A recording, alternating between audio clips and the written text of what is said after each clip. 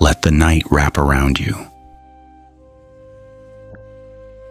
There are stories that arrive quietly, like a breeze brushing past a half-open window. There are tales that wander in as softly as a cat padding across a wooden floor.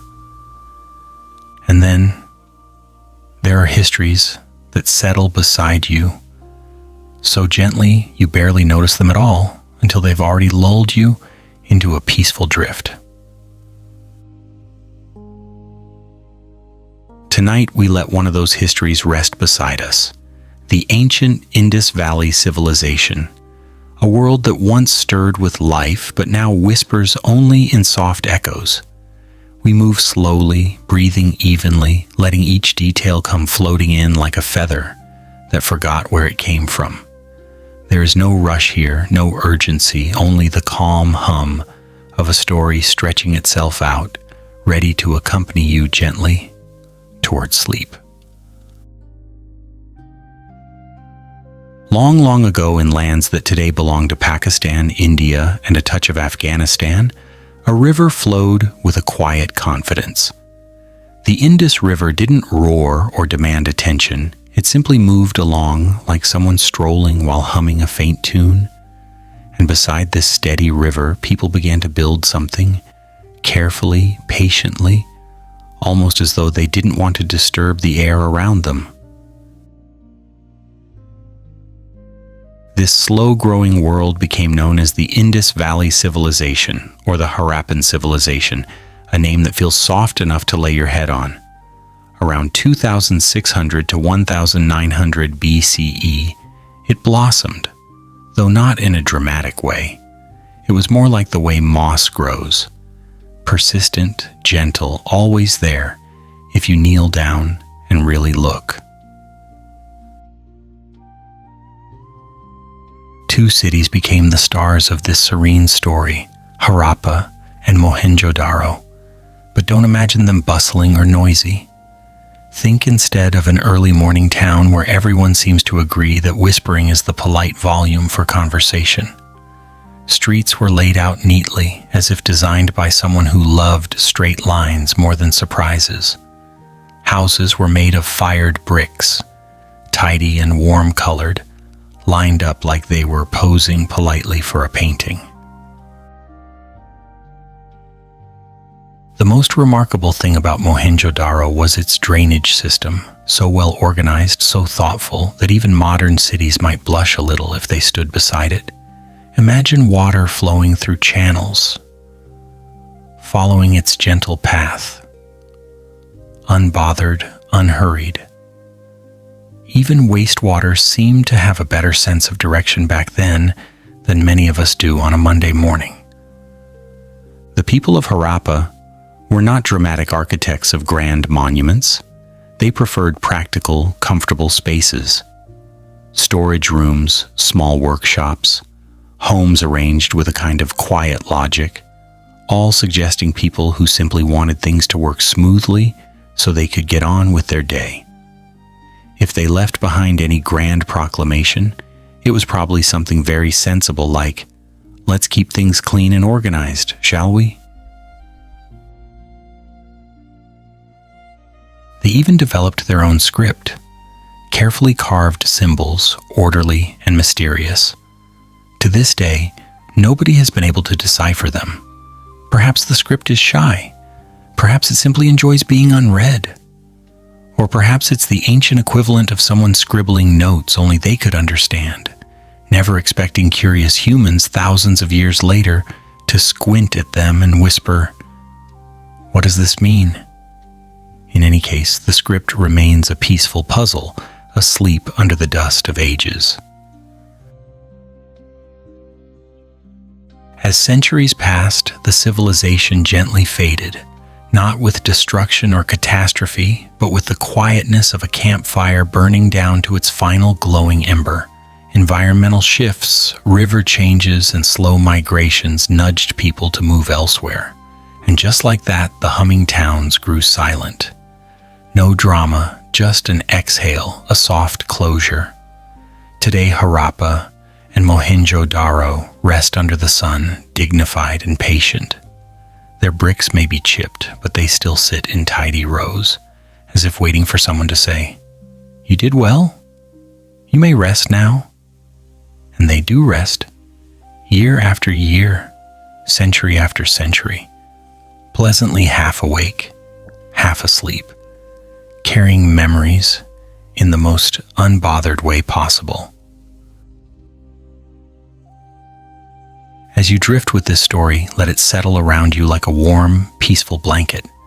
The ancient world had its rhythm, its simple organization, its quiet accomplishments. Let that simplicity guide your breathing, slow, steady, gentle. Let the neat streets, the calm river, the mysterious signs all melt into one soft landscape in your mind. There's nothing to solve tonight, nothing to decipher, nothing to wait for. Just a quiet civilization, humming across thousands of years, keeping you company as you drift into sleep. The Indus Valley Civilization, also known as the Harappan civilization, was one of the earliest and most remarkable urban societies in ancient history. It flourished from around 2600 to 1900 BCE in the vast region surrounding the Indus River, stretching across modern-day Pakistan and parts of India and Afghanistan. Unlike later cultural developments in the Ganges region, this civilization grew primarily along the valleys and tributaries of the Indus itself. Two major cities, Harappa and Mohenjo-daro, formed the core of this civilization. Their city planning was highly advanced. Streets were laid out in organized grids, houses were built from uniform baked bricks, and public structures showed a consistent architectural style. Buildings often had multiple stories, and many included private bathing areas connected to a sophisticated drainage network. One of the civilization's most impressive features was its urban sanitation system. Mohenjo-daro, in particular, demonstrated an unusually advanced wastewater drainage system for its time. Covered drains ran alongside streets, connecting homes and public facilities in a carefully managed network. The Harappans also developed a writing system consisting of short sequences of symbols engraved on seals and pottery. This script remains undeciphered, leaving many aspects of their communication and culture unknown. Although their texts remain a mystery, their artifacts reveal a society with skilled craftsmanship, standardized weights and measures, and active trade networks. Daily life in Harappan cities appears to have been practical and well organized, with emphasis on cleanliness, durability, and efficient design. People lived in structured houses, stored grain in communal facilities, and likely practiced specialized crafts within designated workshop areas.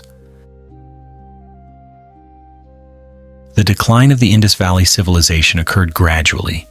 Environmental changes, shifting river patterns, and population movements likely contributed to its slow disappearance.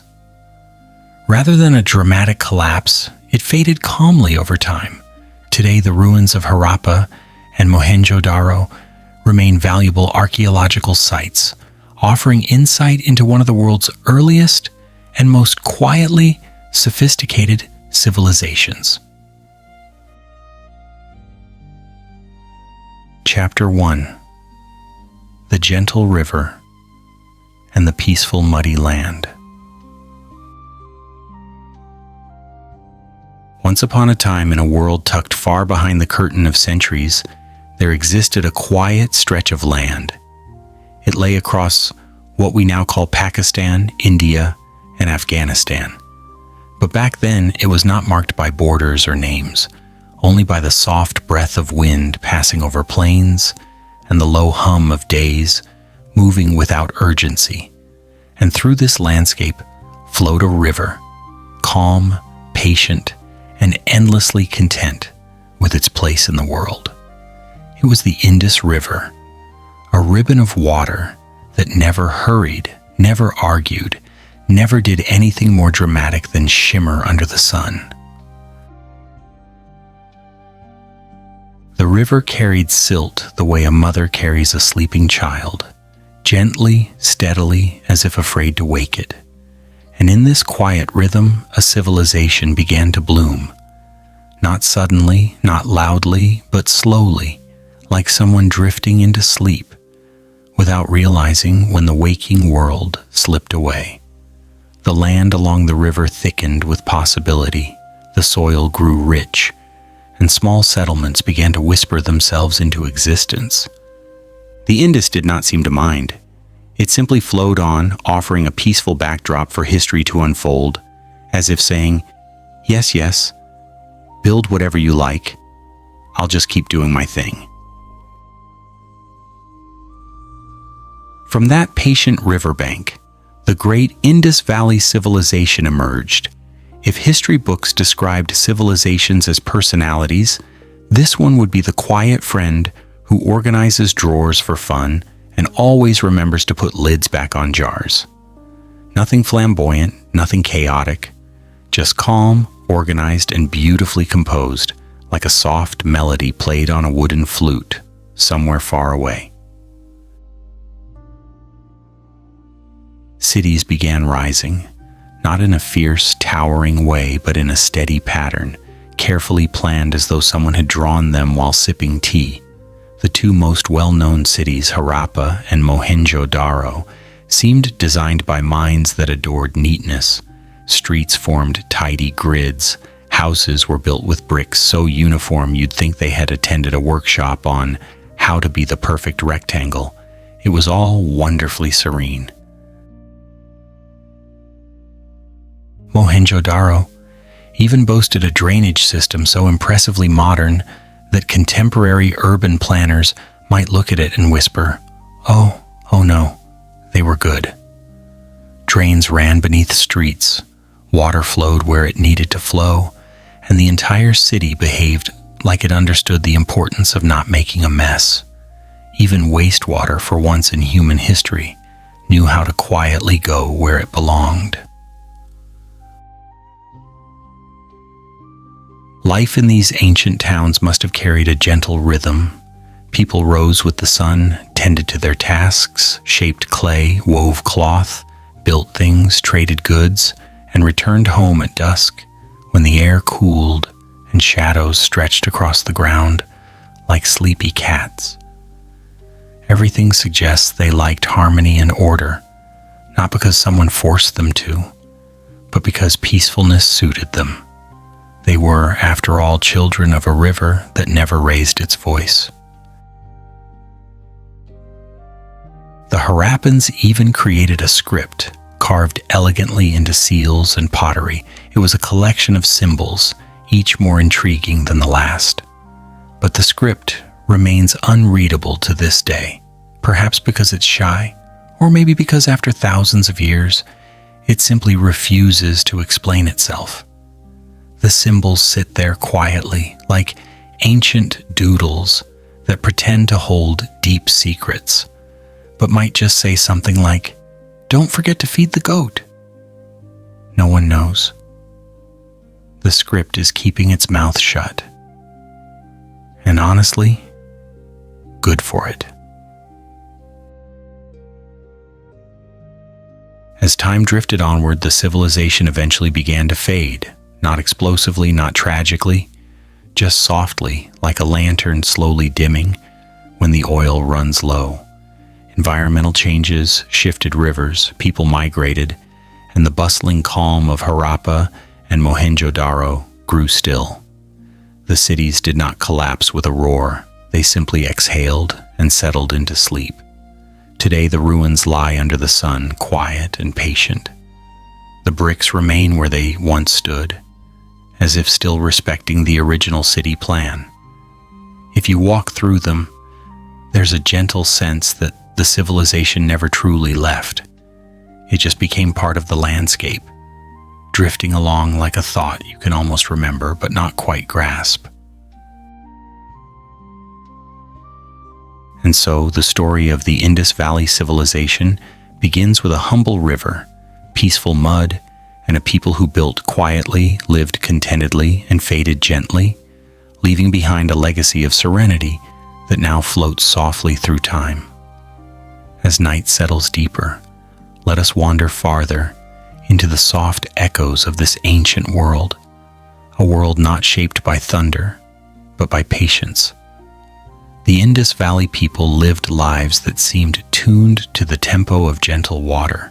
Their cities were not places of grand thrones or dramatic statues, but of simple courtyards, sturdy homes, and public baths that probably made every resident feel delightfully refreshed at least once a day. One of the most iconic structures in Mohenjo-daro is known today as the Great Bath. Imagine a large rectangular pool lined with baked bricks, meticulously sealed with natural tar to prevent leaks, and surrounded by small rooms. It was built with such care that even modern builders might squint at it suspiciously. Was it a spa? A community gathering place? An ancient version of a quiet retreat center? No one knows for sure, but whatever its purpose, it radiates a sense of calm practicality, as though the builders wanted to create a space where the water could relax just as much as the people. Homes in these cities followed a soothing uniformity. Many houses opened onto inner courtyards where breezes drifted lazily, offering relief on warm days. Staircases led to upper floors, suggesting that people enjoyed living not just beside one another, but also above one another in a friendly, vertical neighborhood. Rooms were arranged with thoughtful symmetry, and even storage areas appear to have been designed by someone who liked labeling things, even if labels hadn't been invented yet. Craftsmanship thrived too. Skilled artisans shaped delicate pottery, carved tiny figurines, and sealed their goods with beautifully engraved stamp seals.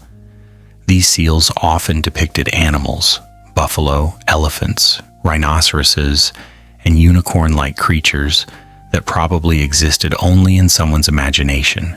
These animals look calm, slightly bored, and wonderfully adorable, as if posing reluctantly for an ancient passport photo. Trade routes stretched across distant lands connecting the Indus Valley with Mesopotamia and other regions. Boats drifted along rivers, carts rolled over dusty roads, and goods changed hands in quiet marketplaces. The Harappans traded beads, metals, cotton textiles, and other crafts, spreading their sense of gentle order far beyond the river that raised them. And yet, despite all this activity, there is no evidence of grand palaces or ruling elites. The absence of monumental temples or royal tombs suggests a society that valued balance more than hierarchy. They seemed uninterested in creating enormous stone reminders of power, choosing instead to shape small, useful things that fit comfortably in a hand. Their stability came not from rulers carved into stone, but from communities that functioned smoothly, like a well-tuned instrument quietly playing a steady melody. As centuries passed, the environment began to change. Rivers shifted their courses, rainfall patterns altered, and fertile lands grew more challenging to cultivate. The people who once lived by the comforting consistency of the Indus River slowly began to move away. They did not flee, they simply drifted elsewhere, following new opportunities the way birds follow warmer winds. When the civilization finally quieted, it did so the same way it had lived, gently, without upheaval. What remained sank gradually into the earth, waiting for curious hands to uncover it, thousands of years later. Archaeologists eventually brushed away layers of soil and revealed bricks, walls, pottery, and tools that told a whispering story of calm intelligence. Every object discovered seemed to say, We lived simply, we lived peacefully, and we did our best to keep things tidy. Even today, standing among the ruins feels like stepping into a dream. The wind drifts through ancient alleyways, dust glows like gold in the sunlight, and silence wraps itself around you like warm linen. The world that once bustled softly along these streets may have dissolved long ago, but its serenity lingers, steady as the river that first welcomed it into existence. And so we leave the Indus Valley Civilization with the same softness it embraced throughout its life, a quiet farewell, a gentle closing of a chapter, like laying down a book when your eyes grow sleepy. The river still flows, the land still breathes, and somewhere beneath the soil, the ancient cities rest, unbothered, unhurried, and forever wrapped in peaceful slumber. Chapter 2: The Birth of a Civilization that Refused to Hurry. There are moments in the long, unhurried story of the world when something grand begins, not with a bang, not with fire, not with a dramatic wave of trumpets, but with a soft exhale. Around 2600 BCE, such a moment unfolded along the banks of the Indus River. If history had a slow-motion setting, this would be the perfect time to use it. The ancient Harappan civilization began its gentle blossoming, stretching itself across the valley inch by inch, yawn by yawn, as though waking from a long, comfortable nap. Nothing about its rise was rushed. It was a civilization that seemed to understand the secret art of taking one's time, of letting things grow steadily without fuss. If you could stand there thousands of years ago watching the small villages turn into towns and the towns turn into cities, you'd likely feel the same sensation you get when clouds drift lazily across the sky. Movement without urgency, progress without noise. People back then appeared to hold a deep affection for order, not the rigid, stressful kind, but the soft, satisfying kind that makes one feel at ease. They built their settlements the way someone tidies up their home before bedtime, with care, with patience, and with an eye for balance. Streets were placed deliberately, like lines softly drawn in sand.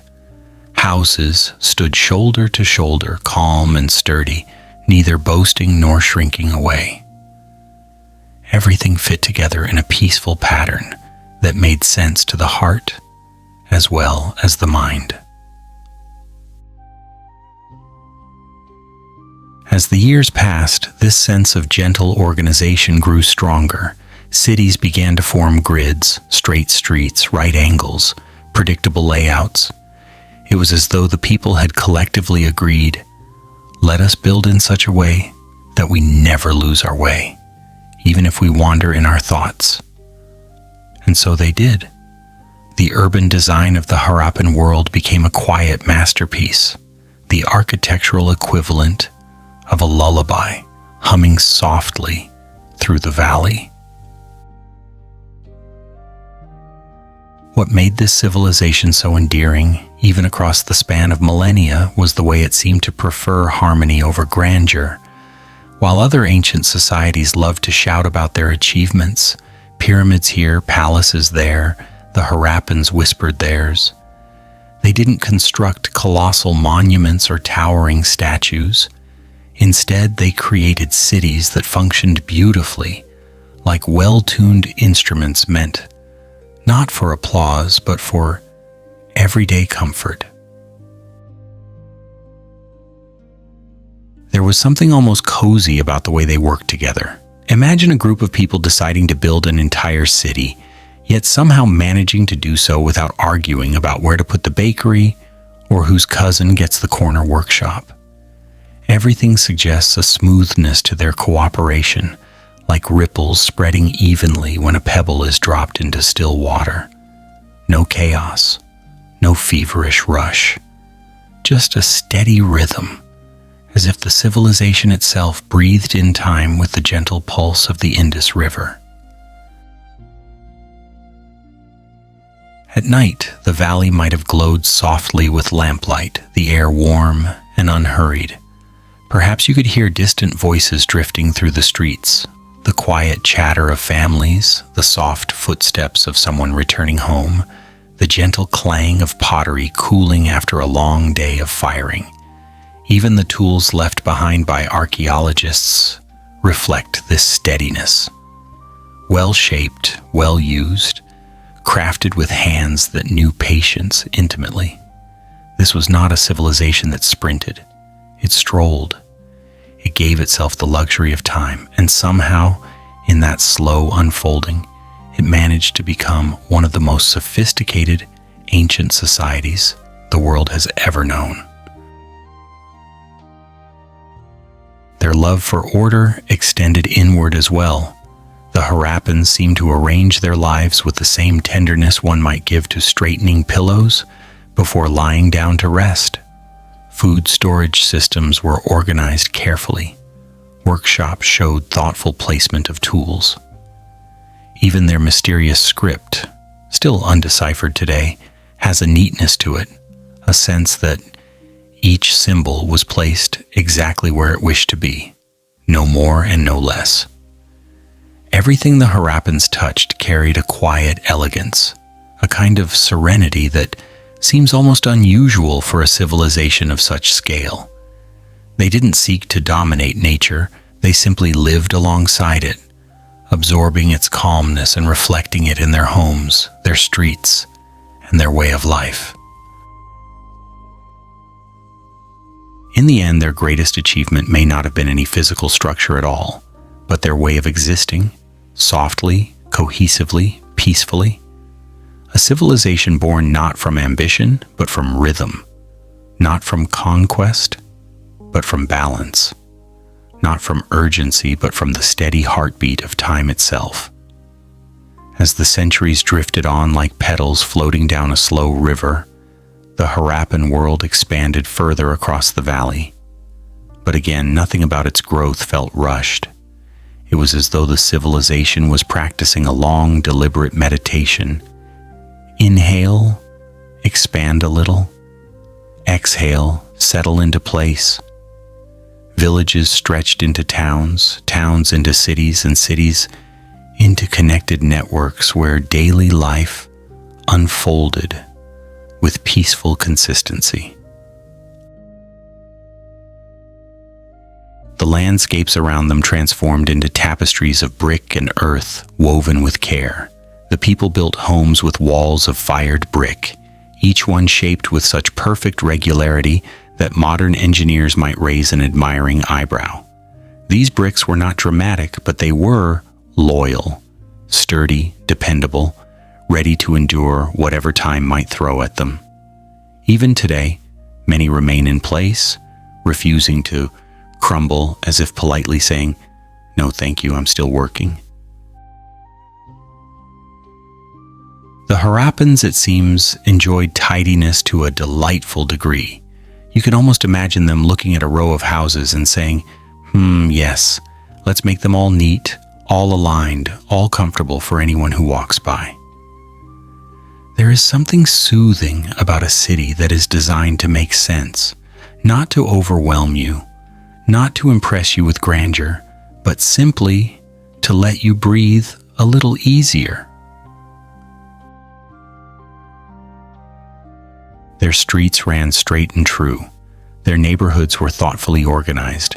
Drains, yes, even the drains, were engineered so carefully that water traveled exactly where it should. It may sound humorous, but imagine a civilization in which even wastewater behaved politely. In many modern cities, drains cause chaos. In the Harappan world, they were probably the calmest citizens. The Harappans lived without hurry. They farmed with patience, crafted goods with care, and traded with distant lands in a manner that felt smooth and untroubled. Boats glided quietly along waterways. Markets hummed softly with the gentle bartering of beads, pottery, and cotton cloth. There is no sign of frantic crowds or shouting merchants, only the warm, steady rhythm of a community that trusted in the flow of life. Their famous seals, small carved stamps, found throughout the region, reveal animals rendered with a kind of charming serenity. Bulls stand proudly but calmly. Elephants appear thoughtful.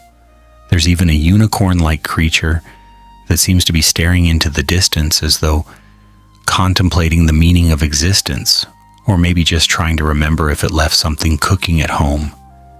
Each seal feels like a peaceful moment frozen in time. And within these cities, people found ways to structure their days so that life moved with balance. Large baths, possibly used for cleansing or relaxation, stood as quiet sanctuaries where water shimmered gently. Workshops buzzed softly with artisans shaping tools and ornaments. Warehouses stored grain with an efficiency that suggested someone with a deep appreciation for shelves. Perhaps the most charming thing about the Harappans is that despite being one of the world's earliest great civilizations, they left behind no colossal monuments demanding admiration. No towering kings, no dramatic inscriptions, no giant statues trying to look important. Their legacy is not ego, it is harmony. Their cities reflect cooperation over conflict, functionality over spectacle, and calmness over chaos. They remind us that greatness does not always roar. Sometimes it hums. As time continued its slow spin, environmental changes began nudging the civilization gently toward transformation. Rivers shifted courses, rainfall decreased, soils changed. The Harappans did not cling desperately to their cities. They simply moved quietly, gradually, like people who know when it is time to let go. Their civilization didn't fall. It faded softly, gracefully, like a candle choosing to dim itself. What remains today is the quiet beauty of ruins that still whisper of gentle order. Walking through them, you feel not sorrow, but a sense of calm admiration. These ancient bricks, these old pathways, these forgotten workshops, they all seem to murmur, "We lived well, we lived peacefully, and we did not rush." And so the story of this unhurried civilization, born from tranquility, built with care, expanded with patience, continues to soothe the world even thousands of years later. A civilization that grew like a whisper, moved like a breeze, and now rests like a dream, half remembered. Chapter 3. Harappa, the ancient city that loved being neat. There are places in history that roar with grand ambition, where rulers carved their names into mountains or built towering structures to touch the sky. And then, gently tucked between the quiet folds of time, there is Harappa, a city that seems to have whispered its existence rather than shouted it. It lived not in grandeur, but in grace, not in thunder, but in thoughtful tidiness. And perhaps that is why its story feels as soft as a lullaby, drifting through an ancient evening. Harappa was one of the two major urban jewels of the Indus Valley Civilization. But unlike cities that burst into existence with noise and spectacle, Harappa emerged slowly, the way morning light spills over the earth. Calm, steady, intentional. When you imagine this old city, think not of chaos or hustle, but of clean lines, symmetrical streets, and a sense of quiet cooperation that feels almost unreal in today's world. The streets of Harappa were astonishingly straight, stretching out like gentle strokes drawn by a hand that appreciated balance more than boldness. They crossed each other in neat grids, forming blocks that made the city feel like an immense, ancient quilt, stitched with logic, patience, and a love for order. Walking through these streets must have felt soothing, like wandering through a place where everything had been carefully placed, so nothing would ever feel out of tune. And the houses? Oh, the houses. They stood in rows, calm and composed, as though posing politely for a portrait they knew would be admired thousands of years later. Their walls were made from baked bricks that were so perfectly shaped they might as well have attended a baking class. These bricks were square, uniform, and looked suspiciously like oversized biscuits, crunchy in shape, though probably not in texture. One might imagine a Harappan artisan holding a fresh brick, examining it with pride and thinking, "Ah yes, this is exactly the kind of symmetry the universe admires." To arrange these brick homes so neatly must have required enormous patience. After all, aligning thousands upon thousands of bricks in perfect fashion is not something one accomplishes with hurried hands. And yet the Harappans managed it as effortlessly as smoothing a pillow before sleep. They built their homes with the same unhurried intention that one uses to prepare a room for rest, gently, mindfully, with a soft appreciation for comfort. Inside these homes, there were courtyards where breezes wandered freely and rooms arranged with quiet precision. Staircases led to upper levels, suggesting that people lived in layered spaces, both vertically and emotionally. Nothing about these homes screamed for attention. Instead, they whispered, "Stay, breathe. Feel the ease of living in a place where everything gently belongs." Harappa also had an impressive drainage system, something that may sound mundane at first, but when viewed through the lens of history becomes surprisingly charming. Imagine a civilization so fond of order that even its wastewater behaved politely, flowing through carefully crafted channels beneath the city. These drains were covered with brick slabs, placed with such consistency that one might think the builders found joy in making things line up just right. Even the water must have appreciated the clarity of such a path, gliding along without confusion, without splashing rebelliously, simply playing its part in the peaceful rhythm of Harappan life. Workshops and storage areas were arranged logically, as if designed by people who believed that clutter was simply unnecessary emotional stress. Tools were crafted with care. Pottery was shaped with soft curves that suggested hands steady enough to calm the very clay they touched. Even small artifacts, beads, seals, ornaments, seemed to carry within them a quiet delight, as though the artisans enjoyed not just the product, but the process. One of the most intriguing aspects of Harappa is its sense of collective harmony. There is little evidence of monumental palaces or extravagant displays of wealth. Instead, the city feels egalitarian, as though the residents agreed that a pleasant life did not require towering ego or lavish decoration. They live together in what appears to be rhythmic cooperation, creating a place where calmness was the silent law of the land. At dusk, the city may have glowed with scattered lamps, painting warm light over the brick walls and quiet pathways. Perhaps children played in the courtyards, adults engaged in soft conversation, and artisans finished their work as the evening breeze curled gently around their homes. Harappa did not simply exist, it breathed. It breathed in time with the river, the earth, and the steady hands that built it.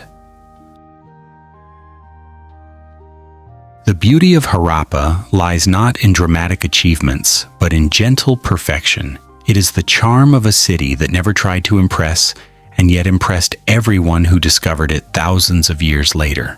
Harappa was, in many ways, the ancient world's version of a beautifully organized drawer, unexpectedly soothing, subtly admirable, and full of small delights that invite a long, relaxed gaze. When we return to Harappa in imagination, it welcomes us like a soft, ancient friend, warm, unhurried, and secretly proud of its neatness. The more one explores the city, the more its quiet charm reveals itself, like a dream unfolding in gentle waves. One of the city's most remarkable features was its layout. The grid pattern was not created by accident. It was a mark of thoughtful planning. The designers of Harappa might have been ancient urban poets, people who expressed beauty not through verses but through alignment, space, and symmetry. They placed streets in deliberate order, giving the city a sense of flow that felt more like a melody than a map. Imagine strolling through those straight streets. The ground beneath your feet is warm with sun-kissed earth. The air hums softly with distant activity. Everywhere you look, the bricks form gentle patterns, horizontal lines, vertical lines, calm intersections. It is the kind of place where even someone with the worst sense of direction would feel strangely confident. The houses, too, carried this sense of deep thoughtfulness. Many were built around inner courtyards, creating pockets of open air where families could gather, talk, rest, or simply watch the sky stretch into its lazy evening colors. These courtyards must have been the heartbeats of Harappan life, quiet spaces full of soft conversations and drifting thoughts. What makes Harappa so soothing is not just its structure, but its spirit. The people who lived here seemed to carry a gentle appreciation for balance. They built things to last. They created spaces that encouraged calm. They shaped their world in a way that suggested they valued peace over noise, collaboration over ambition. Their baked bricks were marvels in themselves. Smooth, uniform, and shaped with precision, they hint at a deep cultural patience. Making bricks may sound simple, but achieving such consistency requires remarkable attention. Each brick had to be molded, dried, fired, and placed with intention. Doing this thousands upon thousands of times would test even the calmest of hearts, and yet the Harappans did it as though it were second nature. You can almost picture a Harappan worker holding a brick, examining its clean edges and smiling with gentle approval. Perhaps they joked lightly with one another about whose bricks were the straightest or whose homes would stand the longest. The work was slow, steady, and full of simple contentment. Inside the city, life moved with a soothing rhythm. Artisans crafted beads with tiny, careful hands. Potters shaped vessels that spiraled smoothly upward like rising thoughts. Traders sorted goods with patient precision, preparing them for journeys beyond the valley. No part of Harappan life feels hurried. Everything seems to move to the same soft tempo. Even the city's drainage system, often overlooked in grand tales of history, deserves praise. These channels carried water away efficiently, keeping the city clean long before sanitation became a formal science. It is strangely charming to imagine ancient engineers crouching beside a canal, nodding in satisfaction as water traveled exactly where it should. Harappa was not a city of noise or grand declarations. It was a city of gentle logic, a city that believed in the beauty of what worked well, a city that carried itself like a calm breath between moments. As time flowed on, the city thrived in its quiet way, growing into a symbol of ancient order, and although it eventually fell into ruin, the echoes of its neatness remained. The bricks still sit in tidy arrangements. The streets still form calm, comprehensible lines. The courtyards still open to the sky. Today one can walk through these ruins and feel an odd sense of warmth. The city may be silent, but its softness is alive. Its tidiness still comforts. Its ancient breath still lingers. Harappa whispers, "We lived gently. We built patiently. And in our quiet way, we made something beautiful." Chapter 4. Mohenjo-daro, the city where even the drains stayed calm. There are ancient cities that dazzle you with towering monuments, glittering treasures, or tales of heroic battles echoing through dusty corridors of time. And then, softly nestled in the warm folds of the Indus Valley, there is Mohenjo-daro, a city that impressed the world not with noise, not with grandeur, but with drainage. Yes, drainage. A system so beautifully calm, so astonishingly well-behaved that modern engineers might quietly turn away and pretend they are not crying. Mohenjo-daro was a masterpiece of gentle precision, a city that preferred everything to flow: people, breezes, daily life, and of course, water. You can almost imagine the city humming softly as it went about its business, like a person tidying up their home before a long, dreamy afternoon nap. It did not need dramatic flair. Its brilliance lay in its serenity, in the way its streets met at kind angles. Its houses stood with amiable dignity, and its drains sighed their way beneath the ground, like old friends on a leisurely stroll. Walking into Mohenjo-daro, if we could drift back thousands of years, would feel like stepping into a place that prized quiet confidence. The baked brick houses sat in tidy rows, warm and earthy, each one shaped with such delightful consistency that the builders must have been among the most patient souls ever to walk the planet. They did not rush. They did not fuss. They placed brick upon brick the way one might place blankets on a bed before sleep. Carefully, lovingly, making sure nothing poked out of place. The streets formed a gentle grid, straight and rational, as though the entire city had been drawn by someone with a great love for geometry and a soft heart for simplicity. These roads weren't merely functional, they were soothing to look at. You might imagine an early resident walking down the lane, running a hand along the brick walls, murmuring, "Ah, yes, this is exactly right." And it would be. Everything in Mohenjo-daro felt exactly right, in the calmest way possible. But the star of the city, the element that sets it apart like a peaceful jewel among ancient civilizations, is without question the drainage system. Now, in the modern world, drains are often the forgotten heroes, tucked away beneath our feet, occasionally misbehaving just enough to remind us of their existence. But in Mohenjo-daro, the drains behaved like model citizens. They followed their paths with quiet dignity, running beneath the streets in covered channels, offering the city a cleanliness many modern towns would envy. Imagine wastewater moving politely, whispering, "Excuse me coming through," as it glides through perfectly laid brick conduits. No splashing rebelliously onto the streets, no clogging in dramatic protest, just steady, predictable, almost meditative flow. If water could attend etiquette school, Mohenjo-daro would be its teacher. The builders of the city had a remarkable talent for thinking ahead. They positioned drains beside nearly every house, connecting homes to the larger sewage network with thoughtful precision.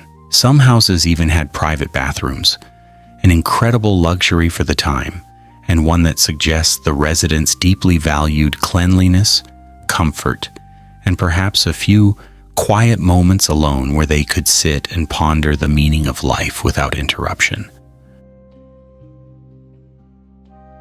But the drainage system wasn't the only marvel. The city featured an elevated citadel area where public structures stood, calm, sturdy, and timeless.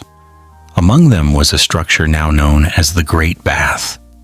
This ancient pool, lined with careful craftsmanship, seems to glow with quiet pride even today. You can almost picture shimmering water resting in it, reflecting the mild sunlight of an early morning, waiting for someone to step in and sigh with relaxation. Inside the residential areas, the homes followed the same gentle logic. Many had inner courtyards where breezes drifted lazily in, cooling the air and creating a cozy space for family gatherings or simple contemplation. Rooms unfolded around these courtyards with humble dignity, arranged in comforting patterns that seemed designed to lull the mind into calmness. The artisans of Mohenjo-daro shaped beads, ceramics, and small figurines with careful hands. Their work was delicate, intricate, and yet never ostentatious. Each piece feels like a whisper from the past, soft, precise, and content to simply be beautiful without shouting for attention. Some of the carved seals found in the city depict serene animals, perhaps ones that wandered through the imagination of the craftsman. These animals look as if they are posing politely, slightly amused to be immortalized in tiny squares of stone. Life in Mohenjo-daro likely followed a steady rhythm. People moved through their days with the same gentle flow as the water beneath their feet. Farmers tended their crops, traders bartered goods, artisans shaped their creations, and families gathered to share meals in the warm glow of simple lamps. Nothing here suggests chaos. Nothing suggests disorder. The city feels like a song sung softly, each note placed where it belongs, every melody drifting peacefully into the next. As you imagine standing within the heart of Mohenjo-daro, the air around you still carries the quiet intelligence of the people who lived here. The bricks, the streets, the drains, the tools, they all whisper of a civilization that mastered the art of living without hurry, without clutter, without the need to announce its greatness. Mohenjo-daro did not demand attention. It simply earned admiration, gently, gracefully, and with a touch of humor that seems to wink through time. Mohenjo-daro, a civilization of soft order and quiet genius. To truly appreciate Mohenjo-daro, one must slow down, much like the city itself did. This was not a place designed for haste. It was a city that inhaled deeply, exhaled softly, and invited its residents to live in harmony with a steady, peaceful rhythm. The more you imagine its daily life, the more soothing the city becomes, like a soft blanket draped across the shoulders of time. If we drift deeper into its streets, we find a city separated into well-defined zones, the citadel area above and the lower town below. but neither area feels strict or imposing. Both seem connected by a shared philosophy of calm functionality.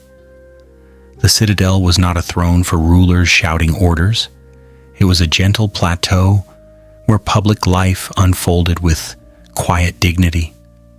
In contrast, the lower city was filled with homes, workshops, and tranquil neighborhoods where residents enjoyed the comfort of routine. Inside these homes, rooms were arranged around open courtyards, spaces where sunlight pooled softly on the ground and the shadows of passing birds danced across the walls. One could imagine a Harappan family preparing food while children chased each other under the warm brick archways. The sound of pottery being shaped or grain being ground might echo lightly through the air, blending into a chorus of everyday calm. The houses often opened onto small side streets, adding to the sense of intimacy that must have characterized the city.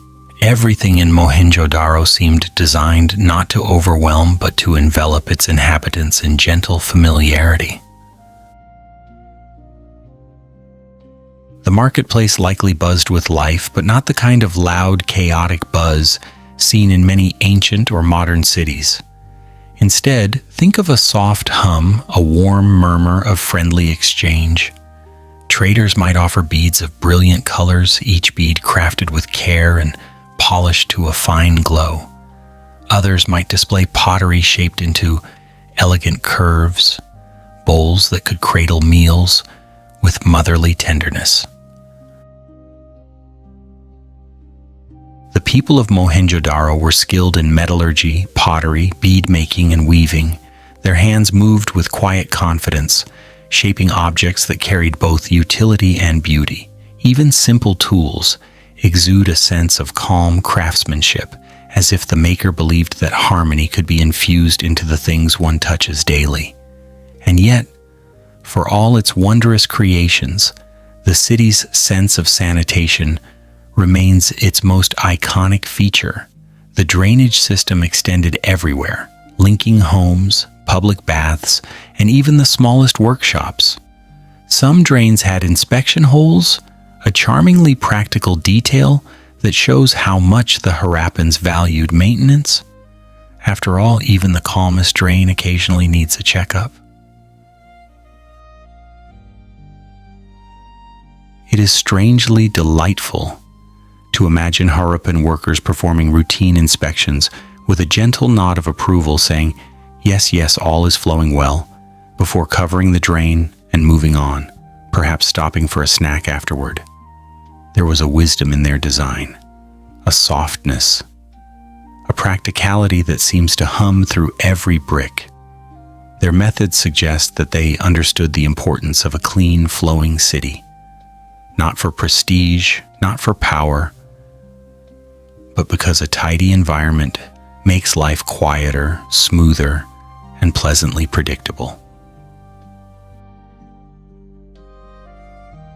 Even in its decline, Mohenjo-daro did not fall with violence or collapse. Instead, it faded gradually, like a candle quietly choosing to dim after giving light for many long nights. Environmental changes pressed upon the city, the river shifted, resources dwindled, and so the people gently dispersed. No dramatic exodus, no thunderous ending, just a soft scattering of footsteps moving toward new horizons. Today, as archaeologists walk among the ruins, the city still radiates serenity. The walls remain warm in the sunlight, the streets still form their gentle grid. The great bath still holds the memory of shimmering water. And the drainage channels, those unforgettable drains, continue to whisper their stories of calm, ancient genius. If you listen closely, the city seems to murmur, "We lived with grace, we built with patience, and even our drains knew how to behave." And perhaps that is the essence of Mohenjo-daro, a place where life was lived thoughtfully, peacefully, with a quiet intelligence that feels soothing even across 4,000 years. Chapter 5. The mysterious script that simply didn't want to be disturbed. In the vast, unhurried tapestry of the Indus Valley Civilization, there exists a particularly charming mystery, one so quiet, so coy, and so stubbornly reserved that it has slipped through the fingers of historians for centuries. It is the Harappan script, a collection of symbols carved into seals, pottery, and small tablets that seem to whisper secrets but refuse, with surprisingly elegant determination, to speak aloud. If you imagine the script as a person, it is the kind who wraps themselves in a soft blanket, curls up by a fire, and gently says, "No, thank you. I'd rather stay mysterious." For thousands of years, these symbols have remained unsolved, perhaps because they genuinely wish to remain tucked away in the comfortable shadows of time. The Harappans, it seems, developed their writing with care, precision, and a kind of minimalist beauty. Each symbol appears thoughtful, as though the writer paused before carving, considering not only meaning but aesthetic harmony. The marks are neither cluttered nor chaotic. Instead, they stand neatly arranged, like notes on a soft melody that only the ancient world understood.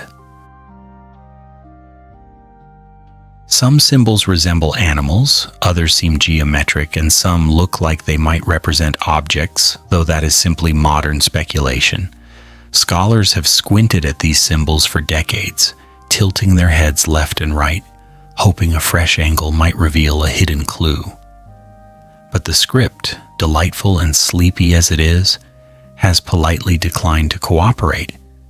It is almost humorous to imagine rows of historians leaning over ancient seals, while the carved symbols stare back silently, as if yawning, stretching a little and whispering, "Shh, let us rest.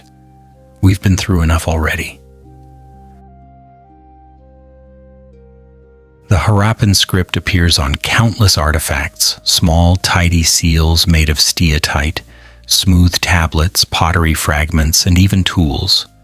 Each inscription is short, concise, like a gentle remark made in passing. There are no long paragraphs, no dramatic statements, no sweeping epics etched in stone. Instead, the script behaves like a minimalist poet who enjoys saying just enough and never more. And so these symbols float through history like soft footprints that never deepen into the soil. They sit quietly in museums, their shapes calm, their lines precise. People approach them with curiosity, books, scanners, theories. But the symbols remain composed, refusing to give away the stories they hold. Some scholars believe the script represents a full writing system. Others think it might be a set of symbolic labels or identifiers. But the truth, sweet and frustrating as it may be, continues to hide behind the gentle curtain of time. It is a mystery that sighs rather than shouts, a puzzle that rests more than it reveals. Imagine for a moment a seal pressed into wet clay thousands of years ago. A Harappan artisan sits quietly in a sunlit courtyard, crafting the characters with practiced ease. Birds call softly in the distance. Someone nearby shapes pottery or braids ropes. The artisan, calm and focused, carves a line of symbols. Maybe a name, maybe a title, maybe a simple mark of ownership. They blow a bit of dust off the seal and admire their work before placing it aside. Little did they know that thousands of years later, people around the world would gather around that tiny seal, whispering theories, running computer analyses, and debating endlessly over meanings. Little did they know their quiet mark would become a global riddle, a mystery wrapped in ancient calmness.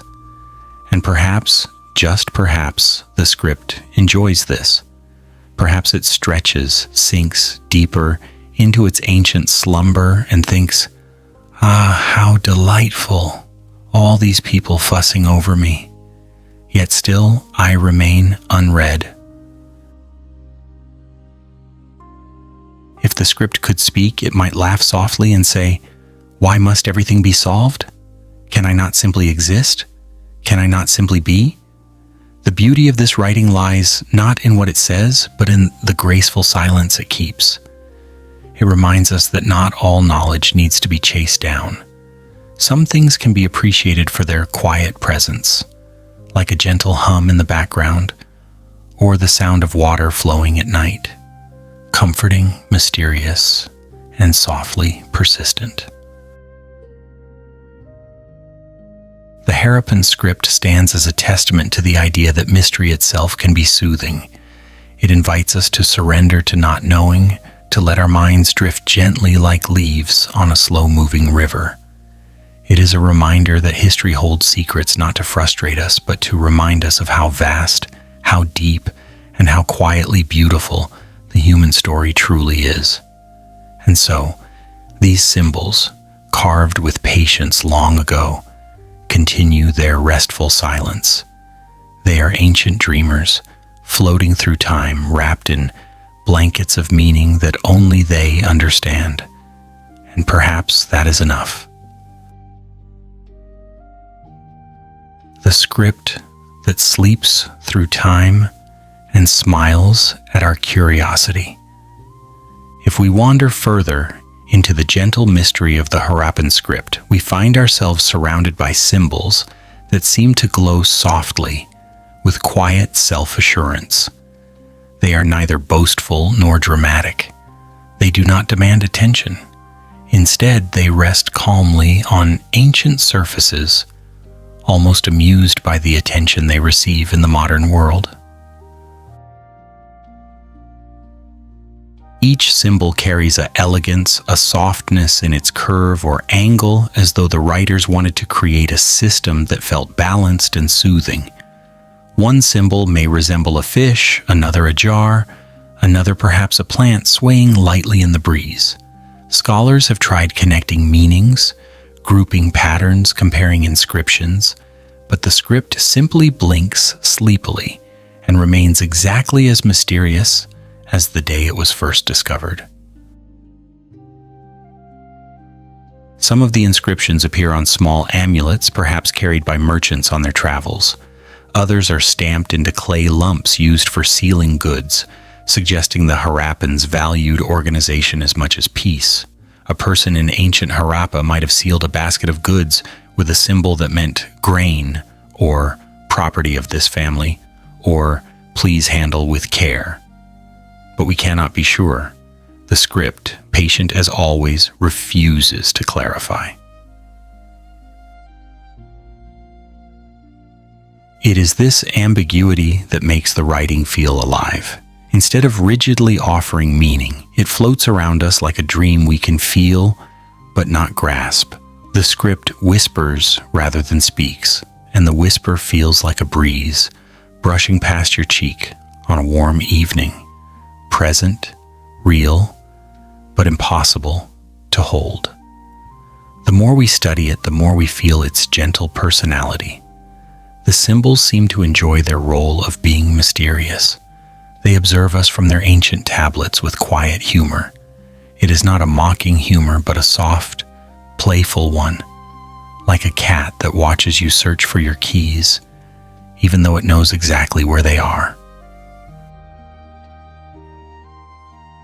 Perhaps the script thinks, they are trying so hard, yet I am perfectly comfortable as I am.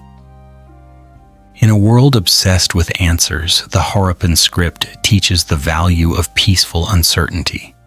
It reminds us that knowledge does not always arrive when summoned. Sometimes it prefers to lie curled up, breathing softly, waiting for the right moment to awaken, or perhaps choosing never to wake at all. When archaeologists uncover new seals, they often pause, admiring the beauty of the script before attempting interpretation, and in that moment, something magical happens. The seal becomes more than an artifact. It becomes a doorway to quiet wonder. It invites the observer to breathe slower, to quiet the mind, to appreciate the unknown, without the pressure to decode it. If we picture ancient scribes at work, we might imagine them sitting comfortably on mats, carving symbols with delicate precision. The afternoon sun warms their backs. Children play nearby. The scent of clay fills the air. The scribe carves one symbol, then another, creating a tiny line of ancient poetry whose meaning slips from our fingers. Even the spacing of the characters feels intentional, tidy, patient, as though arranged to allow each symbol its own gentle breathing room. Nothing is crowded, nothing is rushed. The script flows like soft footsteps on warm earth. The enduring mystery has made the Harappan script iconic. It stands as one of the last great undeciphered writing systems on earth, holding its silence with tranquility. Many have tried to coax the meaning from its curves and lines. Linguists, mathematicians, computer scientists, historians. Yet every attempt has ended in the same quiet. The symbols remain peacefully asleep, uninterested in waking to explain themselves. There is something comforting about that, something deeply human. The Harappan script offers a lullaby of mystery, a soft invitation to accept that some parts of life and history remain beyond our reach. And so as we gaze upon those graceful markings, we are reminded to relax into the unknown. The script is not a barrier but a gentle companion, a whisper carried by time. It respects its own secrets, and in doing so, teaches us to embrace quiet, patient curiosity. Perhaps one day the script will reveal its meaning, or perhaps it will continue slumbering for eternity, smiling faintly at our efforts. Either way, it remains a tender thread woven into the fabric of human history, a reminder that even silence can speak, even mystery can soothe, and even ancient symbols can lull us into peaceful wonder. For now, the script sleeps on, wrapped in the warm embrace of thousands of years, whispering through time. Let me rest, let me dream. My story is my own, top of form. Chapter 6: The Peaceful Daily Lives of the Ancient Harappans. If you close your eyes for a moment and let the noise of the modern world drift far, far away, you might begin to feel the rhythm of an ancient place, a place where life moved gently like a river gliding under soft morning light. In the Harappan world, serenity was not a luxury. It was simply the natural way of living. Their days unfolded with the kind of calm intention that makes the heart loosen and the breath lengthen, as though the entire civilization understood the value of peaceful organization long before anyone invented the word minimalism. The Harappans lived in homes built from baked bricks, warm, sturdy, and shaped with the kind of precision that hints at patient hands. These bricks were arranged so neatly, so evenly, that walking through a Harappan neighborhood would feel a bit like wandering through a very ancient, very quiet magazine spread titled "How to Organize Your City for a Stress-Free Life." The houses did not shout for attention. They rested in place with the soft humility of things designed for comfort rather than display. Inside these brick homes, rooms stretched around courtyards where breezes wandered lazily, The sunlight pooled gently in the center, casting soft rectangles of gold on the floor. Families would gather there, perhaps to prepare meals, perhaps to rest under the shade, perhaps simply to watch leaves tremble in the warm air. Life did not rush in Harappa. It breathed, and that breathing gave shape to a lifestyle that felt balanced, steady, and deeply human. Their cities were planned with thoughtful precision. Streets formed tidy grids, lanes maneuvered around clusters of houses with the kind of logic that makes even a sleepy traveler think, "Ah, yes, I understand where I am." The Harappans seemed determined to create cities that never confused their residents, as though they believed that clarity on the outside encouraged clarity on the inside too. Some homes had staircases that led up to second stories, a feature that must have felt gently thrilling at the time. To climb upward in one's own home to look down at the courtyard from above must have given residents a feeling of spaciousness and quiet pride.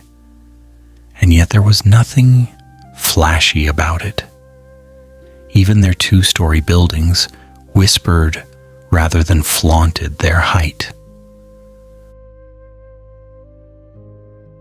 Storage rooms filled with grain hint at a society that valued preparedness. These ancient people seem to understand that a peaceful life includes having enough food tucked away, not because of fear, but because it allowed evenings to unfold without worry.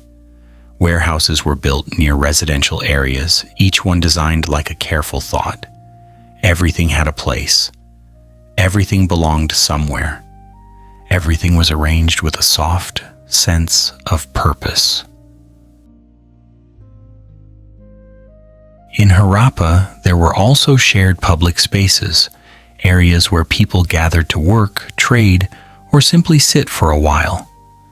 These communal places must have been filled with the hum of gentle conversation, the clinking of pottery, the laughter of children, and the periodic creak of carts rolling slowly across the earth.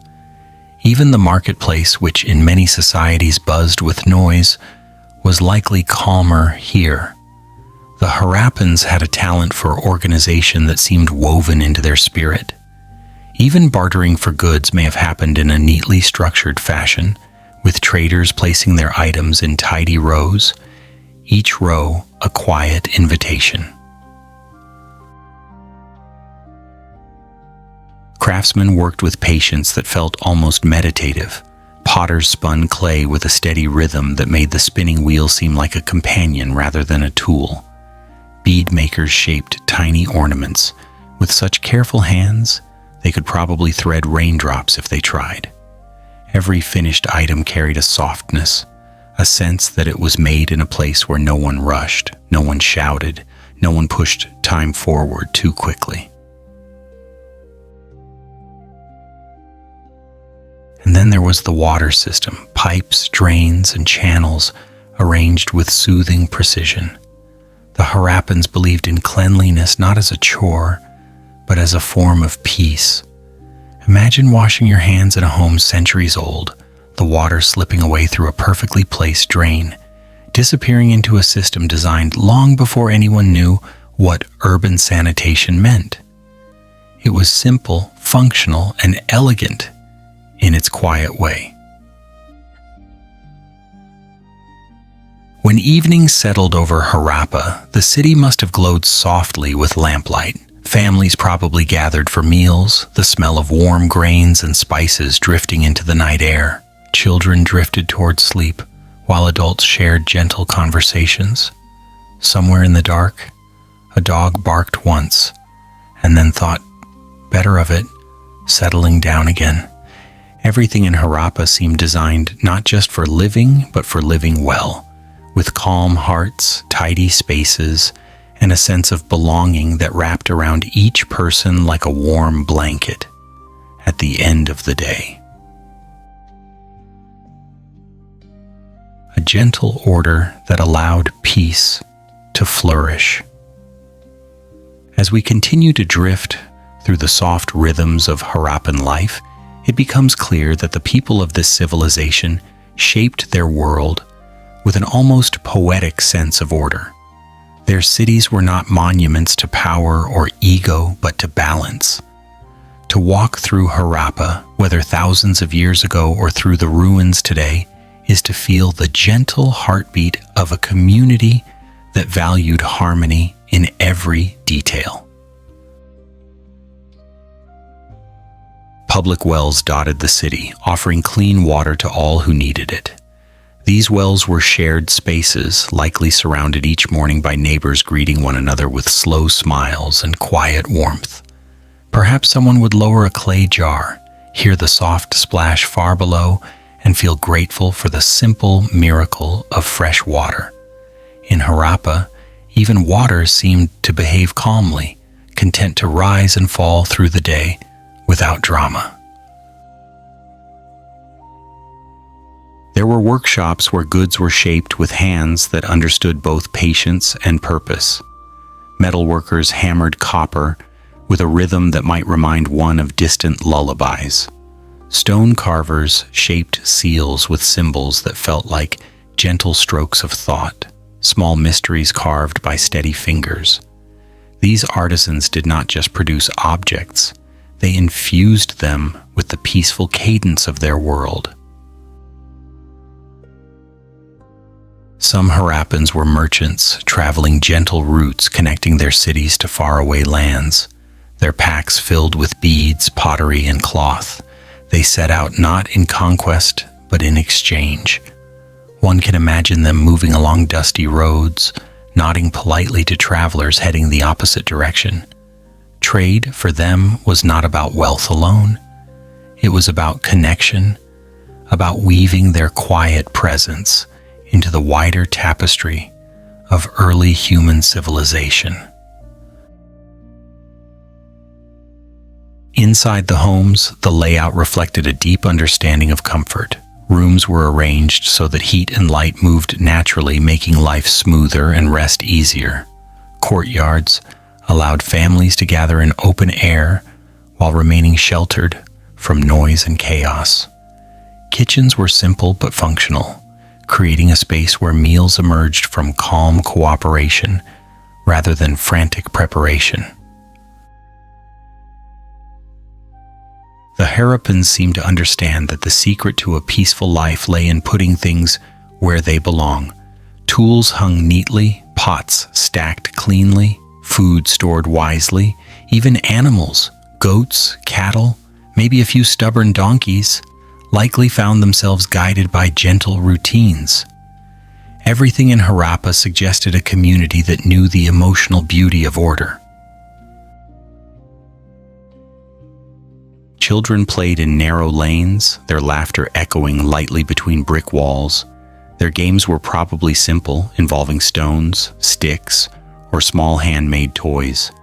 They ran, they tripped, they argued for a moment, then forgot the argument entirely and returned to play. Childhood in Harappa must have been a warm and steady thing, shaped by safety and the comfort of community. Adults moved through their responsibilities with quiet competence. Farmers worked the fertile lands beyond the city walls, coaxing grains from the soil with patience. Women tended to household crafts, creating textiles or shaping food with hands softened by years of gentle labor. Elders watched over everything with slow smiles, enjoying their place in the warm flow of Harappan life. And when night settled, the city transformed into a cradle of silence. Lamps flickered behind clay walls, wells rested, streets exhaled the last warmth of the day. A soft breeze wandered through the courtyards. Even the animals seemed to sleep more deeply, in a place designed with such peaceful intention. The Harappans remind us that a well-organized life is not about strict rules or rigid schedules. It is about creating a world where the heart can settle, where the mind can quiet, where every evening feels like a gentle landing. Their civilization thrived not because they raced through history, but because they moved with steady grace. And so, across thousands of years, Harappa continues to whisper, "Live simply, live calmly, let everything have its place, and let your life flow gently, the way ours once did." Chapter 7. When the River Changed Its Mind. There are moments in history when endings arrive not with thunder, not with fire, not with the echo of marching armies, but with something far gentler, like a slow exhale disappearing into the evening air. The story of the Indus Valley Civilization, especially in its later days, is one such moment. It is not a tale of destruction or tragedy.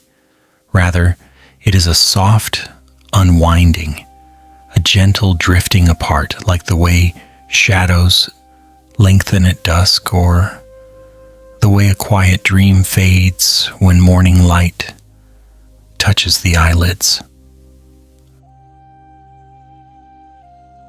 For centuries, the Harappans lived in cities that hummed with peaceful purpose, streets laid out with perfect logic, drains that flowed dutifully, houses built from patient hands and tidy bricks. Life followed a calm rhythm, steady as a heartbeat. And yet, even the most peaceful rhythms can be interrupted, not violently, but subtly, the way a river shifts its course over years of slow persuasion.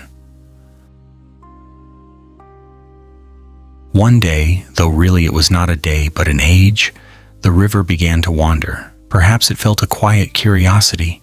Perhaps it stretched itself lazily and thought, what if I flow a little more this way instead? And so the Indus River, the gentle giant that had nurtured the civilization for generations, began to change its path.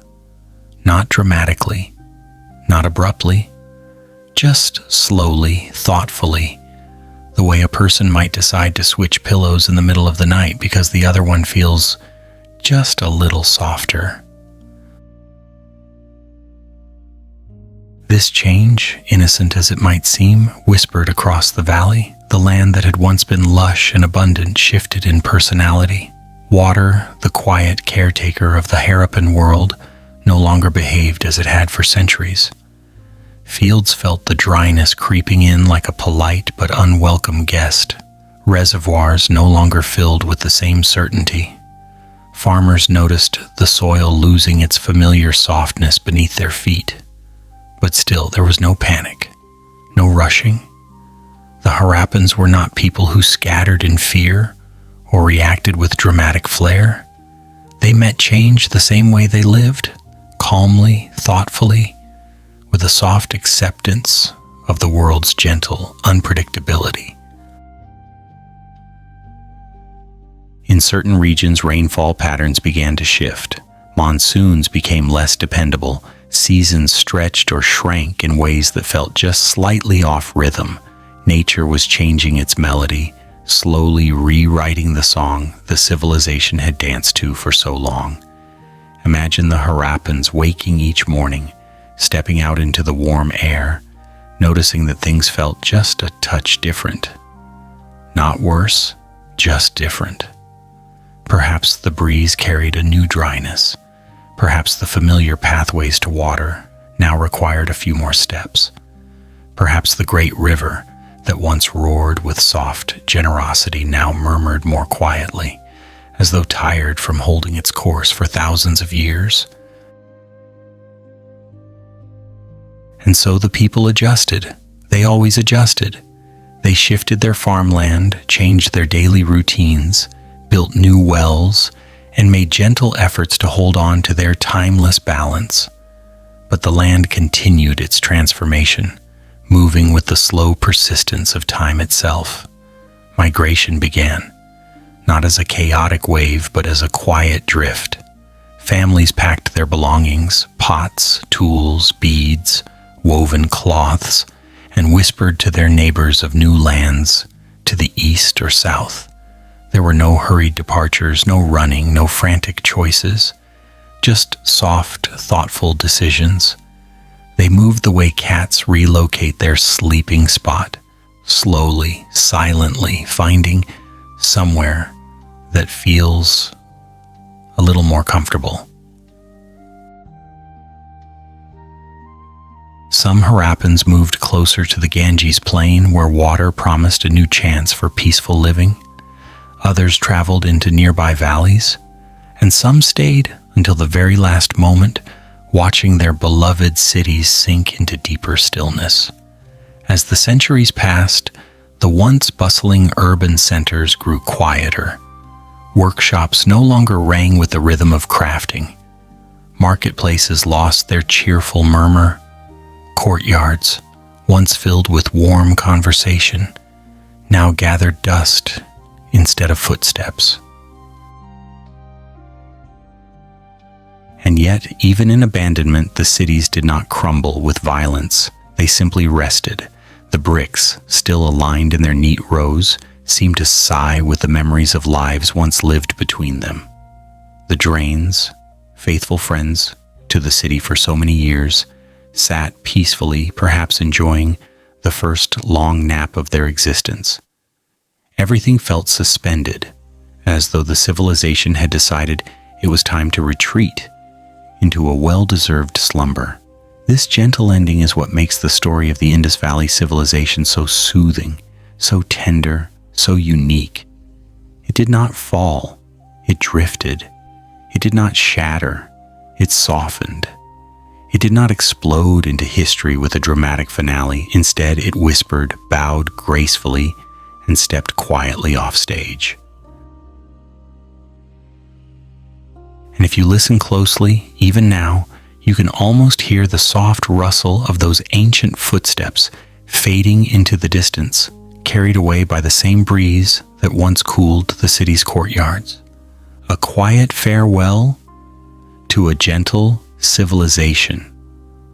To wander through the final chapters of the Harappan story is to walk through a dream as it gently dissolves. Nothing is rushed, nothing is forced. The civilization seems to close its eyes the way a tired traveler settles into bed after a long, peaceful journey. Slowly, comfortably, with a sense of quiet acceptance. As environments continued shifting, the Harappans embraced adaptability the way they embraced everything else, with grace. Their steady migration was not the desperate kind, but rather a thoughtful reorientation. The same way one might reposition a blanket at night to find the warmest fold. And there is something almost poetic in that. They did not cling stubbornly to the past. They did not rebuild in panic or fight against the natural world's changes. They simply listened to the land, really listened, and followed where it gently nudged them. Some cities emptied faster than others. Harappa and Mohenjo-daro, once bustling with calm activity, gradually grew quieter, like theaters after all the performers have gone home. The wide streets, still beautifully aligned, lay undisturbed. The walls of brick houses, baked in ancient kilns, stood like patient guardians watching over silence. Even the famous Great Bath of Mohenjo-daro must have felt the change. Perhaps its water dried slowly, like the final sigh of a pool that had offered comfort for generations. Perhaps the sunlight touched its empty floor with a softness reserved for farewells. Its bricks, still neatly arranged, seemed to hold memories like a deep, quiet heartbeat. The storage granaries, once filled with the soft rustle of grains, stood empty but not forlorn.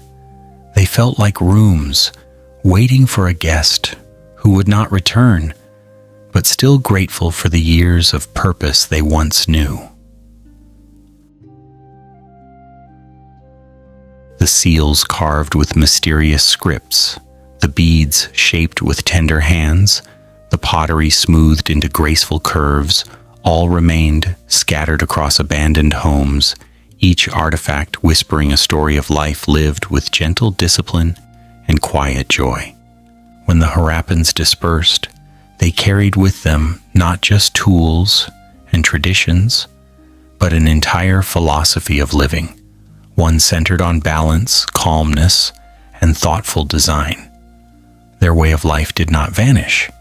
It drifted into new places, weaving itself subtly into future cultures like a soft thread of ancient wisdom. Eventually, nature reclaimed the cities. Dust settled over rooftops, sand swept across streets, wind wandered through open doorways, humming a lullaby that only the ruins could hear. But even in decay, the cities did not lose their composure. They aged with dignity, like books whose pages yellow but whose stories remain eternal. Today, when archaeologists step into these ancient spaces, the cities greet them with a quiet welcome. The bricks still lie in place as though proud of their long service. The streets still form orderly grids, as if waiting for footsteps that will never return. The cisterns, baths, drains, and wells seem content to finally rest. There is a softness in their silence, a peace, a sense that the civilization, though gone, still breathes somewhere in the warm dust and gentle wind. And perhaps this is the most beautiful part of the Harappan story. It teaches us that not all endings must be loud. Not all declines must be tragic. Sometimes a chapter can close the way a flower folds at dusk, naturally, effortlessly, with a sigh rather than a scream. The Indus Valley Civilization stepped away from history the same way it entered it, softly. It rose without shouting and faded without falling. It lived with balance and departed with grace. If civilizations dream, then the Harappans must still be dreaming. Of straight streets glowing under evening sun, of cool courtyards filled with murmured conversations, of water flowing obediently through quiet drains, of grains stored neatly for peaceful nights. Their story lingers, not in the grandeur of survival, but in the tenderness of how they let go. And as the winds whisper across the ruins today, it is almost as though the civilization itself speaks through time, offering one last, gentle message. We lived well. We loved order. We embraced peace. And when the world changed, we simply moved, like a river finding a new path, like a dream settling into sleep. Chapter 8. The gentle imprint that remains after thousands of years. If you wander through the quiet deserts and warm plains of South Asia today, you might stumble upon something extraordinary. Not extraordinary in the loud, dramatic way that stories often pretend history must be, but extraordinary in the softest, calmest sense imaginable. You might find yourself standing in front of the ancient ruins of Harappa or Mohenjo-daro, cities that once hummed with gentle life and now rest under the open sky with a serenity that feels almost sacred. The bricks are still there. The streets, though weathered, still stretch in thoughtful lines. The walls, though broken, still hold the quiet dignity of a civilization that understood how to live without hurry. These ruins do not demand attention. They invite it, the way a warm lamp invites you to sit beside it on a cold night. They are patient, composed, and deeply, profoundly peaceful. As you step between the remnants of these ancient homes, you may feel as though time itself has slowed down, allowing you to breathe a little deeper. The air seems softer here. The wind moves carefully, as if it respects the ancient bricks that have endured thousands of years of sunrises and sunsets. Even your own footsteps feel quieter, as though the earth beneath you is cushioning each step, whispering, "Yes, slowly now." Harappa and Mohenjo-daro are not ruins that overwhelm you with towering monuments. They do not shout of kings or battles or conquests. Instead, they speak in whispers and sighs, in the subtle language of patience. The stones seem to say, greatness does not always roar. Sometimes it rests. Perhaps that is why these cities have remained so captivating. They have survived not through force, but through poise. Their bricks, carefully crafted long ago, lie in rows that still remember the touch of the hands that shaped them. Their streets trace the footsteps of people who once lived simple, harmonious lives. You can almost imagine them. Families sweeping courtyards, artisans carving seals, merchants arranging beads, going about their days with calm purpose. Now the cities are quiet but not empty. They hold stories the way a seashell holds echoes. They cradle the memory of a civilization that lived gently, organized their world with thoughtful care, and faded without struggle. And the ruins seem content in their stillness. They do not yearn for restoration or bustle.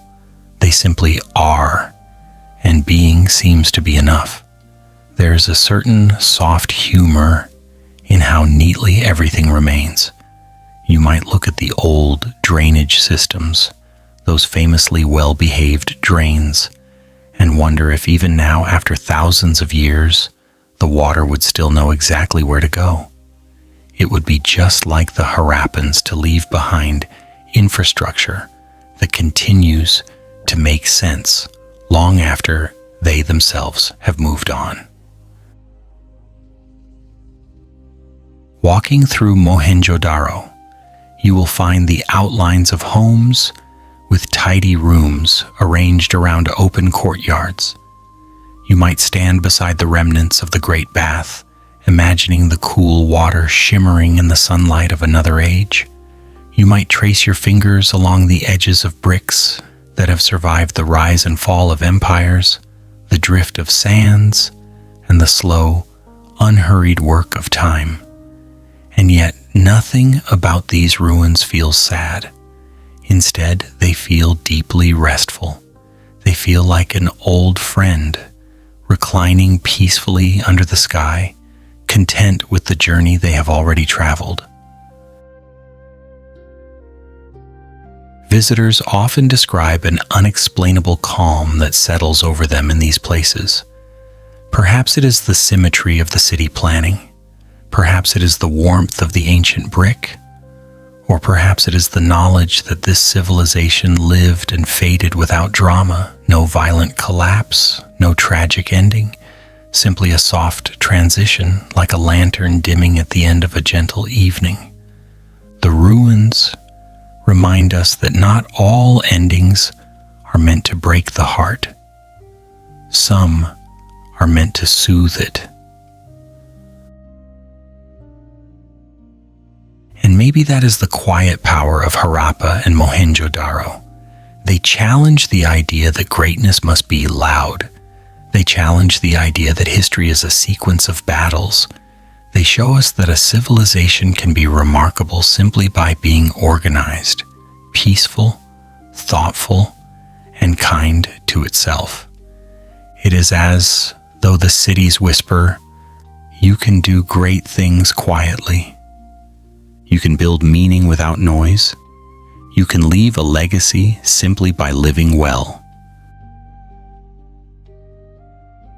And they whisper this not with urgency, but with the calm patience of ruins that have waited thousands of years for someone to hear them. As the sun sets over the ancient bricks, The shadows stretch across the ground like gentle blankets. The warm orange light touches the walls with affection.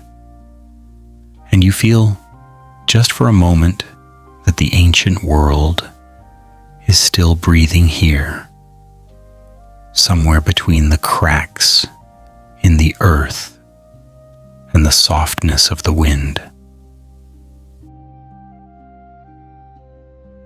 A legacy that speaks softly through time. If you stay a while longer among the ancient remains, you might begin to sense the quiet conversation happening between the ruins and the sky. It is not a conversation of words, but one of presence, of being. The cities seem to say, "We are still here. We are not in a hurry. Take your time too." And perhaps without realizing it, you might find yourself slowing down. Your heartbeat eases, your thoughts settle. The worries you carried with you begin to soften at the edges. This is the magic of the Harappan ruins. They do not just show history, they shape the moment. They invite you to step into the calmness they have carried for millennia. As you walk through the remains, you may notice how much the bricks resemble the ones you saw earlier because the Harappans made them with astonishing consistency. Their tidy, rectangular form repeats endlessly across the ruins, like a soft, ancient mantra. Thousands of these bricks still lie exactly where they were placed, as if time itself respected the effort it took to arrange them so neatly. In many places, low walls trace the layout of homes, some with 2 rooms, some with 4, some with staircases leading upward into imagined upper floors that once welcomed evening breezes. These walls do not rise high anymore, but their presence is unmistakable. They outline the rhythm of life, the gentle hum of days once lived in their embrace. You might step into the remains of a kitchen area, noticing the platforms where pots were once placed. You might stand in a courtyard where families surely gathered to talk, to laugh, to share meals. And though the people are gone, the space still holds the softness of their routines. In the distance, you may see the remnants of the granaries, large, carefully designed storage areas that once protected the grains of a thriving community. They stand like old guardians, quietly proud of the roles they played. Even now, their strong foundations seem to murmur, "We kept the people fed. We kept the nights peaceful." And then there are the seals, small, intricately carved objects that bear the famous mysterious script. These symbols, still unread, still unknown, still beautifully shy, add another layer of gentle intrigue. They are like soft whispers, drifting across ages, refusing to reveal everything, refusing to be rushed. It is easy to imagine the ancient artisans who carved them. You might picture a craftsman sitting in the shade of a warm afternoon, leaning over a piece of stone with quiet focus. Perhaps they hummed to themselves. Perhaps they paused occasionally to watch the sunlight dancing across the courtyard. Perhaps they smiled at their own work, unaware that their creation would one day fascinate scholars and dreamers around the world. Even the drainage systems seem to glow with pride. The channels that once carried water through the city still outline their pathways beneath the soil. Some sections remain intact, stubbornly refusing to crumble, as if to say, "We worked well. We did our job, and we remember." Mohenjo-daro's great bath also rests with a gentle dignity. Its brick-lined pool, though empty now, seems to shimmer with echoes of ancient water. You can almost sense the tranquility that once filled it, the quiet conversations, the coolness of the water, the soft footsteps along its edges. Visitors often describe a strange feeling when they leave these ruins, a feeling of having stepped into a world that still breathes, even in silence. They carry with them the sense of calmness, organization, and kindness that the civilization embodied. And truly, that is the legacy of Harappa and Mohenjo-daro. Not power, not conquest, not loud declarations, but calmness, balance, thoughtfulness, gentle genius, a reminder that greatness can be quiet. The ruins stand today with the patience of mountains. They wait, unbothered by time, for the next traveler to wander through their dusty aisles. And when someone arrives, the ruins offer the same soft message they have whispered for thousands of years. Greatness does not always require noise. A peaceful life can leave a powerful legacy. And sometimes all you need to change the world is time, gentle hands, and a few neatly placed bricks.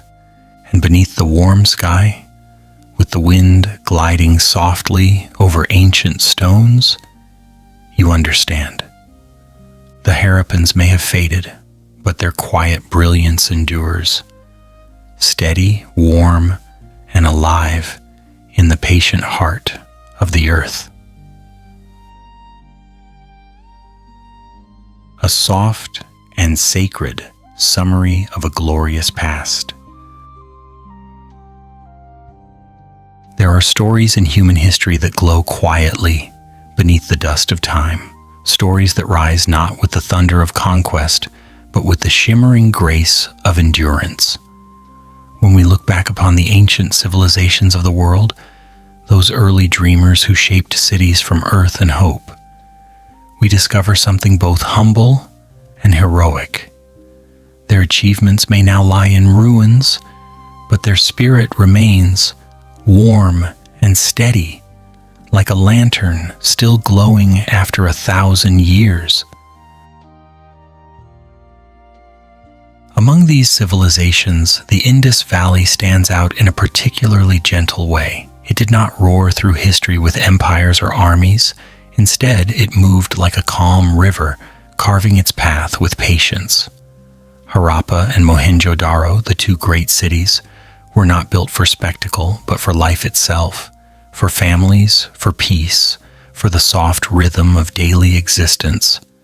And somehow, in that simplicity, they created something quietly magnificent. The people of this ancient land crafted their world with thoughtfulness. They shaped bricks so perfectly one might think they measured them against the stars. They laid out streets in straight, calming lines, as though determined to help every traveler find their way without ever raising their voice. Their drainage systems flowed with such serene intelligence that even the water, it seems, behaved politely. And within their homes, arranged around peaceful courtyards, the air must have hummed with the soft music of ordinary days. Yet beyond the organization, beyond the architecture, there was something deeper, something almost sacred in the way they lived. Their existence radiated a devotion to harmony, a quiet reverence for order and balance. In their calm, steady hands, daily life became a gentle ritual, a way of honoring the world around them. Even today, long after their footsteps have faded into the earth, the ruins of Harappa and Mohenjo-daro continue to inspire a kind of hushed admiration. Visitors walk through the ancient streets and feel a strange and beautiful stillness settle over them. The bricks seem to whisper, in a voice worn smooth by wind and time, "We were here. We lived well. We built with care."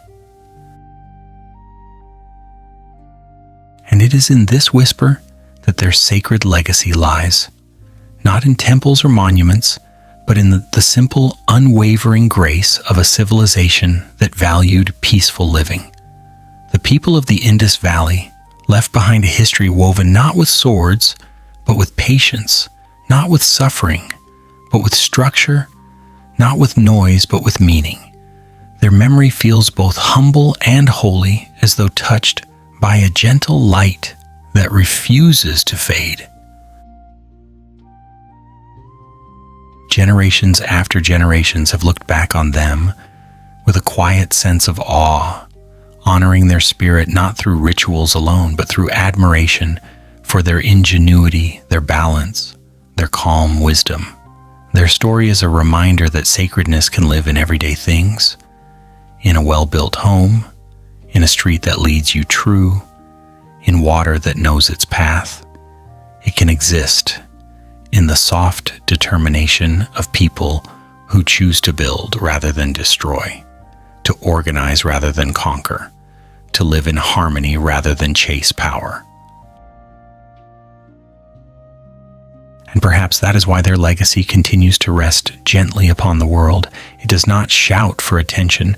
It simply waits, patient as ever, for anyone willing to slow down and listen. The ruins remind us that greatness does not always arrive with fanfare. Sometimes it comes exactly as the Harappans lived, quietly, gracefully, with bricks placed neatly in rows by hands that understood the beauty of calm intention. So tonight, as you drift through this story, allow the ancient world to settle softly around you. Let the quiet courage of early civilization soothe your thoughts. Let the calm order of their cities bring ease to your breathing. Let the gentle wisdom of the past wrap around you like a soft, familiar blanket.